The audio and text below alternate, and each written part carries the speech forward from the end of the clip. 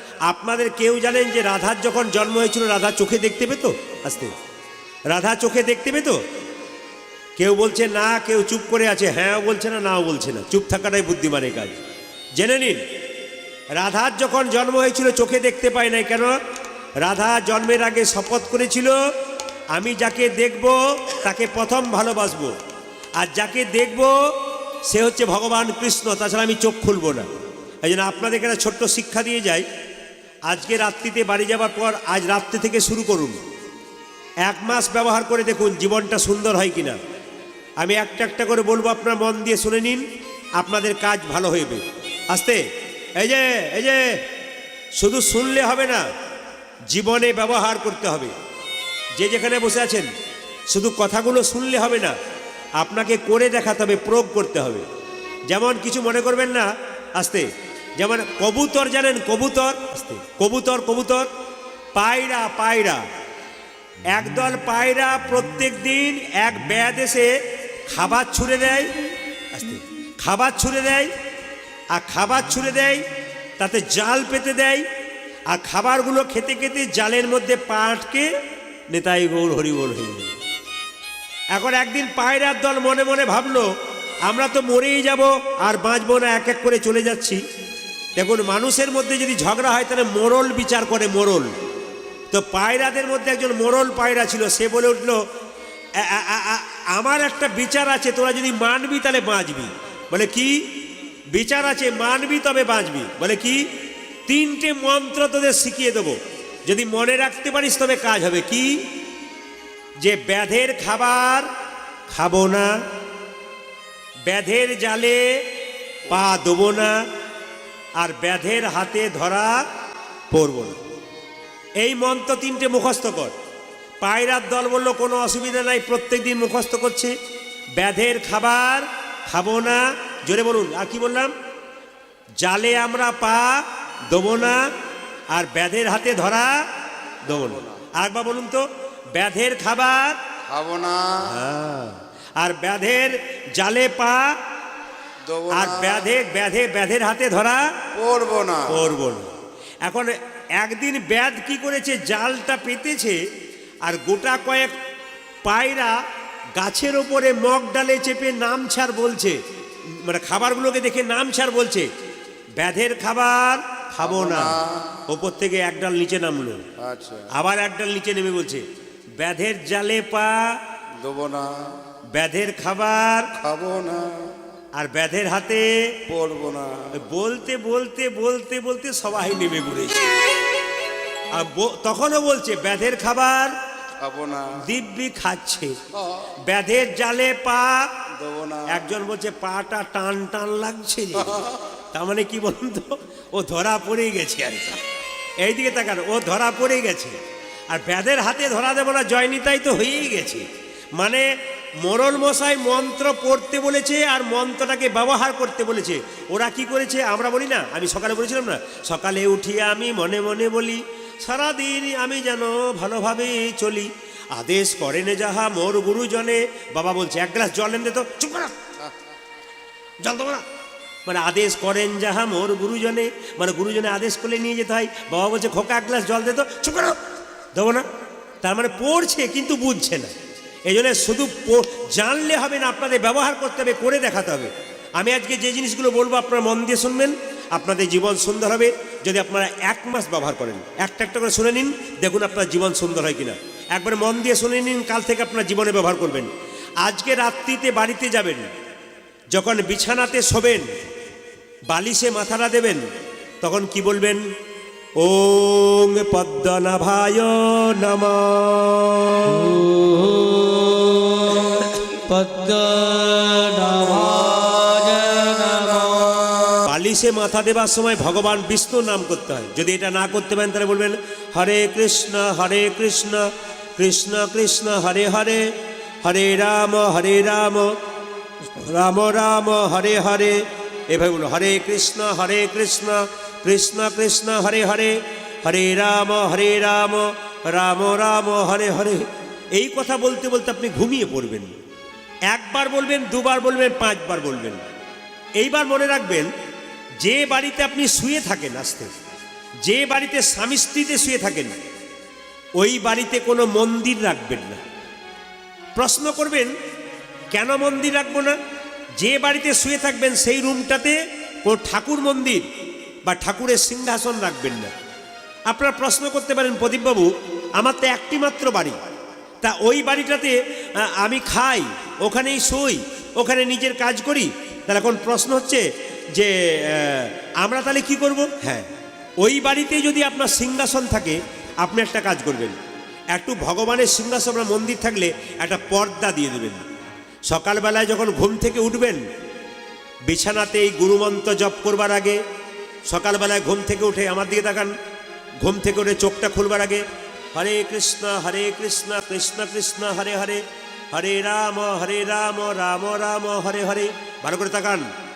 রাত্রিতে শোবার সময় বিছানাতে বলতে বললাম বালিশে, সকালবেলায় ঘুম থেকে উঠলেন হরে কৃষ্ণ কৃষ্ণ কৃষ্ণ হরে হরে, হরে রাম রাম রাম হরে হরে। চোখগুলোকে দুটো আঙুল দিয়ে হরে কৃষ্ণ কৃষ্ণ কৃষ্ণ হরে হরে, হরে রাম রাম রাম হরে হরে। হয়ে গেল।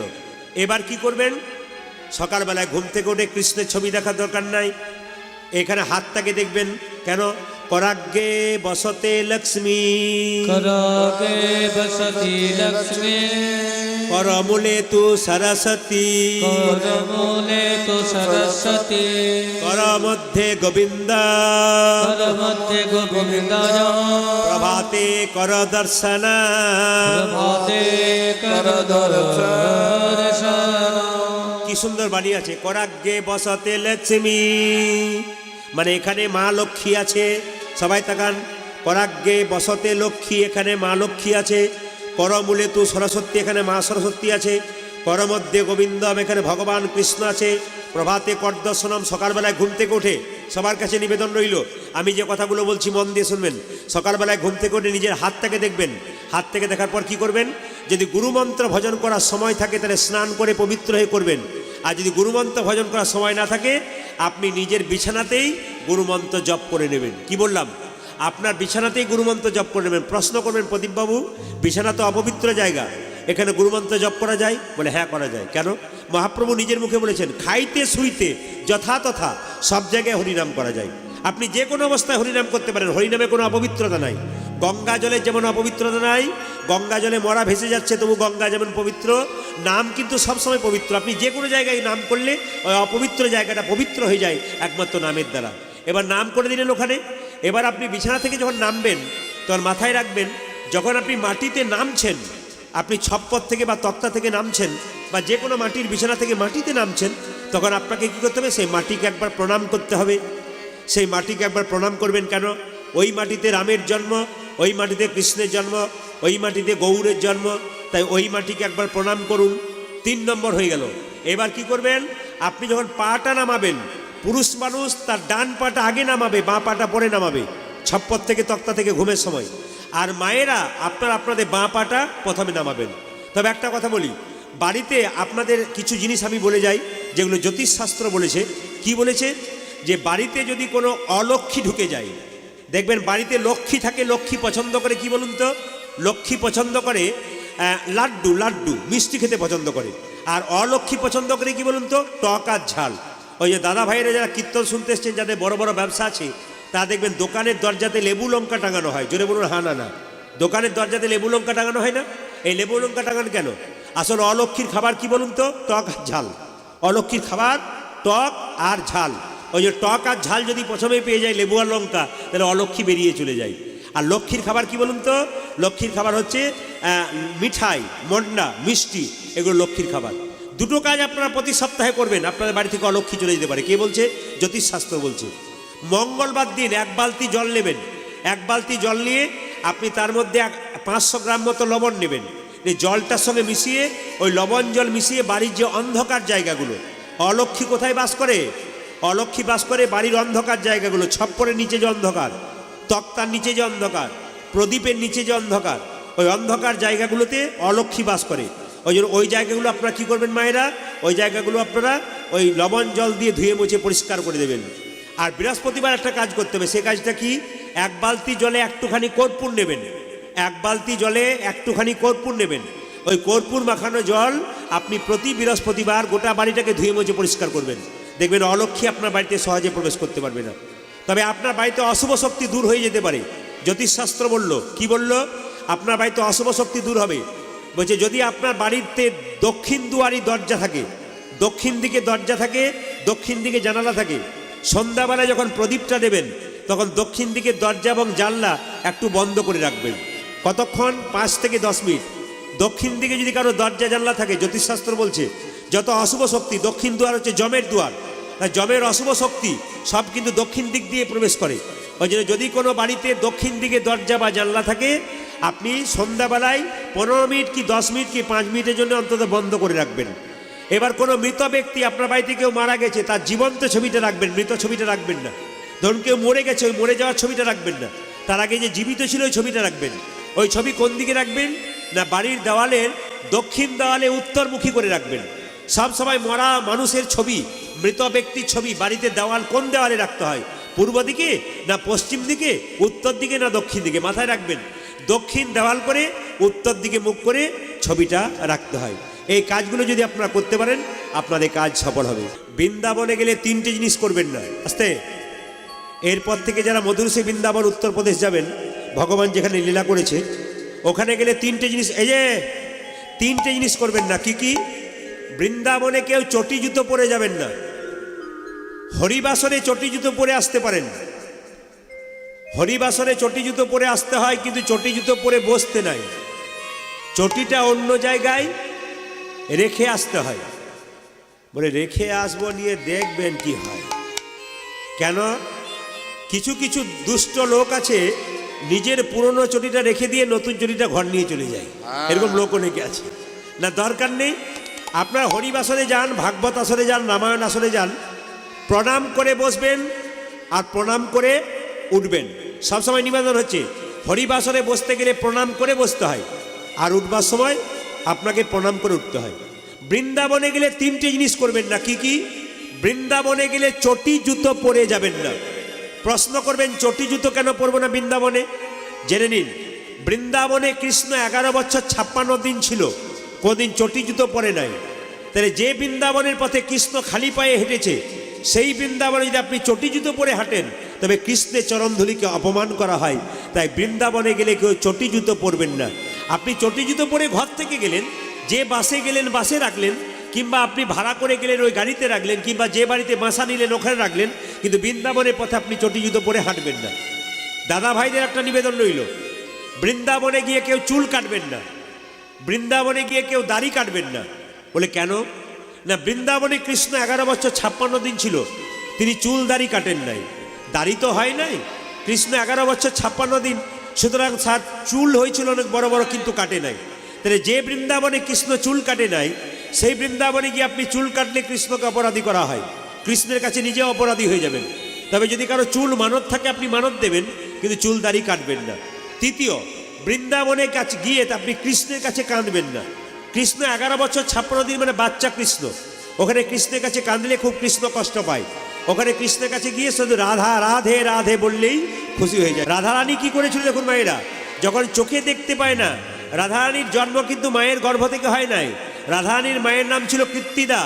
সখীদের সঙ্গে একবার পুকুরে স্নান করতে গিয়েছিল, হঠাৎ দেখতে পেল অনেকগুলো পদ্ম ফুল ফুটে আছে। তা সব পদ্ম ফুল দেখতে ভালো, দেখতে মোটামুটি, একটা পদ্ম ফুল চকচক করছে। সঙ্গে সঙ্গে বললো কীর্তিদা, এক কাজ করতো, বলে চকচকে পদ্ম ফুলটা নিয়ে আয় তো। বলে কি করব? ওই চকচকে পদ্ম ফুলটাতে নিশ্চয়ই কোনো রহস্য আছে। ওই চকচকে পদ্ম ফুলটা যখন এনেছে মায়েরা, ওর ভেতরে ছোট্ট একটা পোকা। কিসের পোকা? সোনার পোকা। ওই সোনার পোকাটা আস্তে আস্তে মেয়ের মতো আকার ধারণ করলো। যখন মেয়ের মতো আকার ধারণ করলো, তখন কীর্তিদা মনে মনে ভাবলো, তো আমার গর্ভে জন্ম নেয় নাই, এটাকে সুন্দর করে আমি যত্ন করে রাখি। হঠাৎ দেখতে পেল কীর্তিদা চারিদিকে প্রচার করে দিল, আমার গর্ভে সন্তান এসেছে। রাজা বিষভানু রাজা চারিদিকে প্রচার করলো, রাধারানীর বাবা, যে আমার স্ত্রী গর্ভে সন্তান এসেছে, আমার রানী আর বেরোবে না। আসলে তা নয়, ওই পদ্ম ফুলের মধ্যে ছোট্ট পোকাটা মেয়ের মতো রূপ ধারণ করলো। কিন্তু সেই মেয়েটার নাম রাখলো রাধা, কিন্তু চোখে সে দেখতে পায় না, অন্ধ। আচ্ছা বলুন তো, আপনাদের যদি এই চৌধুরী হাটে কোনো বাড়িতে একটা মেয়ে জন্ম নেয়, সেই মেয়ে চোখে দেখতে না পায়, তাহলে তার মা বাবা কান্নাকাটি করে না? বৃষভানু রাজার স্ত্রী কীর্তিদা বারবার কাঁদছে, ওগো দেখো গো, দেখে যাও তোমরা, এমন একটা মেয়ের জন্ম দিলাম যে মেয়েটা চোখেই দেখতে পায় না। আচ্ছা বলুন তো, সবাই দলে দলে দেখতে যাবেন। কৃষ্ণ খেলা করছিল দাদা বলাইয়ের সঙ্গে, মা ও রোহিণী দিদি, এ বসে থাকলে হবে না, বেলা বাড়ছে, গোপাল আবার নবনী খেতে চাইবে। এক কাজ করো না, এই ফাঁকে বরং আমরা চলে যাই। বলে কোথায়? না রাধারানীকে দেখতে, সে নাকি চোখে দেখতে পায় না। কৃষ্ণ তখন খেলা করছিল দাদা বলাইয়ের সঙ্গে, মনে মনে ভাবছে, মা গো তুমি যতই যাও না কেন আমি তোমার ঠিক পিছু ধরবো। হঠাৎ যখন মা যশোদা রোহিণী চলে যাচ্ছে, গোপাল তখন খেলা ছেড়েছে, বলছে ও মা মা। আচ্ছা বলুন তো, বাচ্চা ছেলেরা জেদ করে কি করে বলুন তো? ও মা মা, ও মা মা, ও মা মা, ও মা মা, ও মা। দেখবেন বাচ্চাদের একটু স্বভাব দেখবেন, ও মাম্মা ও মাম্মা, এ কি হয়েছে বল, দেখবেন বাচ্চাদের স্বভাব দেখবেন। মায়ের কাপড়টাকে ধরে আরে বল কি হয়েছে, তুমি কোথায় যাবে বলো?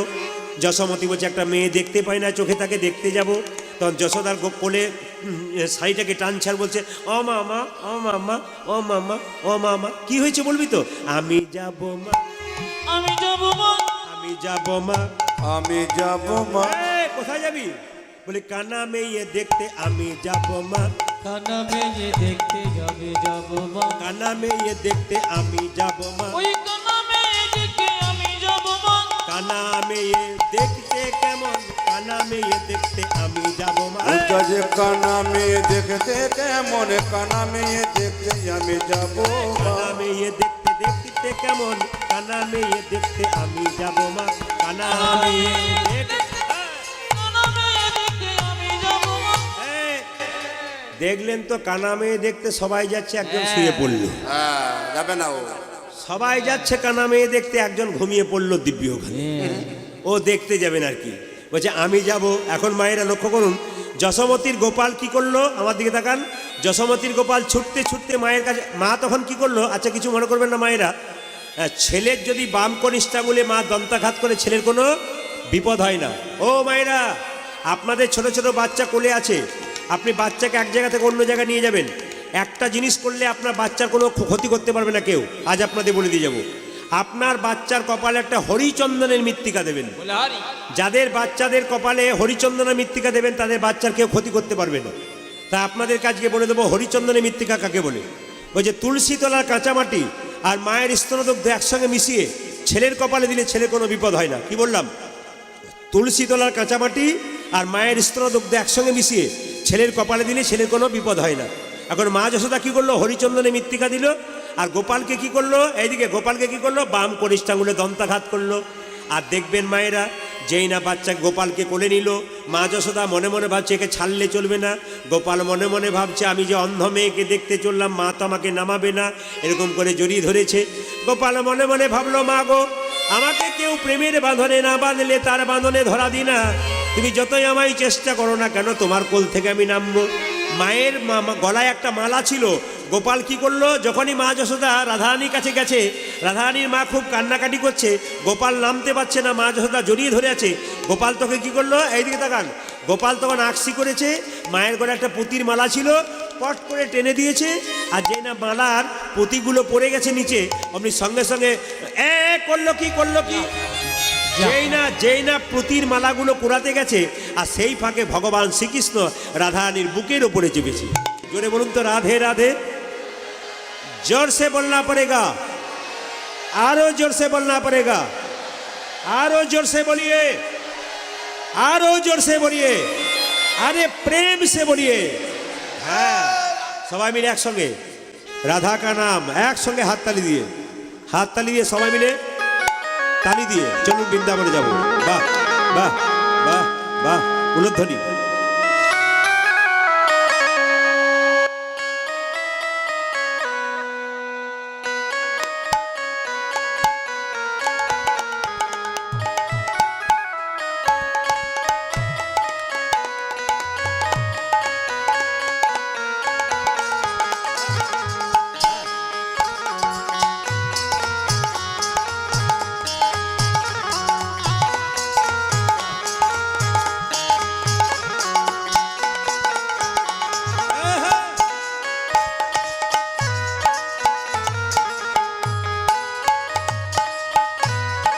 उलध्वनि।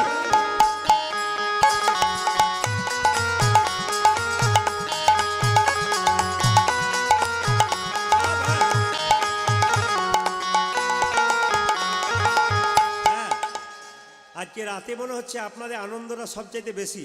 আনন্দ করে তালি দেবেন, একবার বাজিয়ে দাও, আনন্দ করে তালি সবাই প্রেম সে।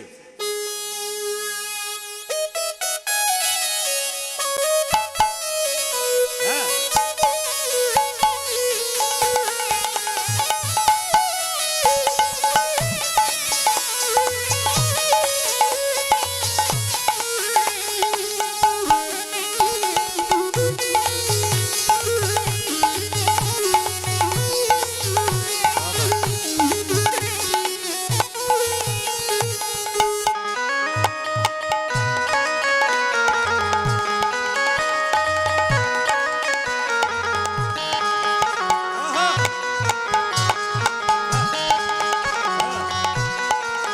তালি। একসঙ্গে তালি দেবেন। রাধা কা নাম রাধিকা নাম अनमोल बोलो राधे राधे রাধিকা राधिका নাম অনমোল বলো রাধে রাধে राधिका नाम अनमोल बोलो राधे राधे राधे का नाम अनमोल बोलो राधे राधे राधिका नाम अनमोल बोलो राधे राधे राधिका नाम अनमोल बोलो राधे राधे राधिका नाम अनमोल बोलो राधे राधे ताली। राधिका नाम अनमोल बोलो राधे राधे राधिका नाम अनमोल बोलो राधे राधे राधे का नाम अनमोल बोलो राधे राधे गंगा भी बोल राधे जमुना जी बोल राधे गंगा भी बोले राधे जमुना भी बोले राधे गंगा भी बोल राधे जमुना जी बोल राधे गंगा भी बोल बोले राधे जमुना भी बोले राधे राधिका नाम अनमोल बोलो राधे राधे राधिका नाम अनमोल बोलो राधे राधे राधिका नाम अनमोल बोलो राधे राधे राधे का नाम अनमोल बोलो राधे राधे राधिका नाम अनमोल बोलो राधे राधे राधिका नाम अनमोल बोलो राधे राधे राधिका नाम अनमोल बोलो राधे राधे राधिका नाम अनमोल बोलो राधे राधे राधिका नाम अनमोल बोलो राधे राधे राधिका नाम अनमोल बोलो राधे राधे राधिका नाम अनमोल बोलो राधे राधे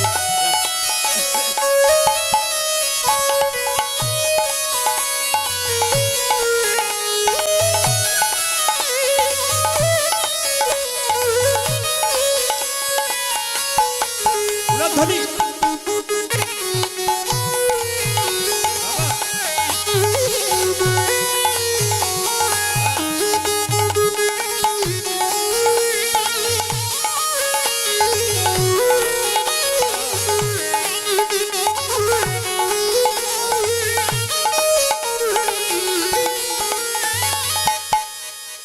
दुर्गा भी बोले राधे शिव जी बोले राधे दुर्गा भी बोले शिव जी बोले राधे दुर्गा भी बोले राधे शिव जी बोले राधे भी बोले राधे शिव जी भी बोले राधे राधिका नाम अनमोल बोलो राधे राधे हाँ। राधिका नाम अनमोल बोलो राधे राधे राधिका नाम अनमोल बोलो राधे राधे राधिका नाम अनमोल बोल बोलो राधे राधे राधिका नाम अनमोल बोलो राधे राधे राधे का नाम अनमोल बोलो राधे राधे चंदा भी बोले राधे सूरज भी बोले राधे चंद्रा भी बोले राधे सूरज भी बोले राधे चंदा भी बोले राधे सूरज भी बोले राधे गंगा भी बोले राधे सूरज भी बोले राधे तारे बंडल से राधे तारे बंडल से हरे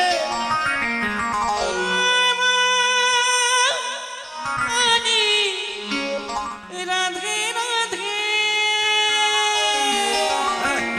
राधिका नाम अनमोल बोलो राधे राधे राधिका नाम अनमोल बोलो राधे राधे राधे का नाम अनमोल बोलो राधे राधे राधे राधे राधे राधे राधे बोल राधे राधे राधे राधे राधे राधे बोल রাধে রাধে রাধে রাধে রাধে বল রাধে রাধে রাধে রাধে রাধে রাধে বল राधा रानी की जय महारानी की जय राधा रानी की जय महारानी की जय রাধা রানী কি জয় মহারানী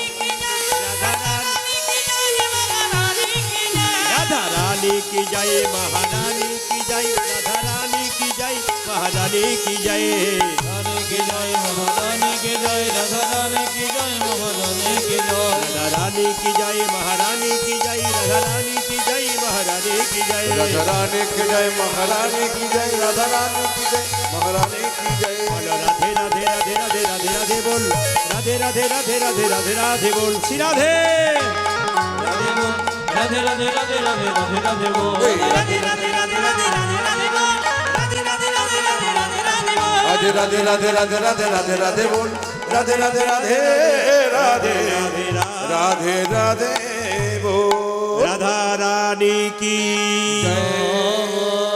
ছোট্ট কৃষ্ণ ছোট্ট রাধার বুকের উপরে চেপেছে রাধারানী বলছে কে কে কৃষ্ণ বলল আমি এসেছি আমি এসেছি আমি এসেছি আমি এসেছি তুমি কে সবাই তো আমি এসেছি আমি এসেছি আমি এসেছি আমি এসেছি আমি যে তোমায় ভালোবেসেছি আজি আমি যে তোমায় ভালোবেসেছি আমি যে তোমায় ভালোবেসেছি ওগো আমি যে তোমায় ভালোবেসেছি তাই তো আমি কাছেই এসেছি আমি যে তোমায় ভালোবেসেছি তাই তো আমার কাছে এসেছি আমি যে তোমার ভালোবেসেছি ও মায়েরা সঙ্গে সঙ্গে রাধারানী বললো আমি তো চোখে দেখতে পাচ্ছি না কৃষ্ণ কি করলো রাধারানীর চোখের মধ্যে পরশ করলো আর রাধারানী প্রথম কৃষ্ণকে দেখতে পেলো আজকে রাধারানী যমুনাতে জল আনতে গিয়ে গোবিন্দকে দর্শন করেছে আর দেখে এসে বলছে ললিতা আমার কি দেখলাম জানিস ও মুখমণ্ডল জিতি শারদ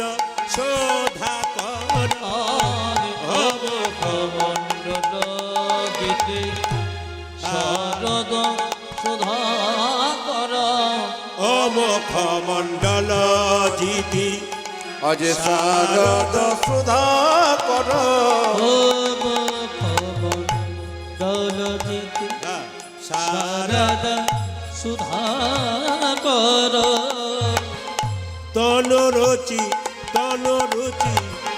তনুরুচি তরুণতা মান রে আরে কোন রুচি তরুণত মান রে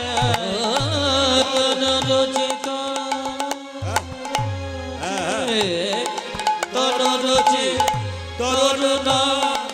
তরুণত মান রে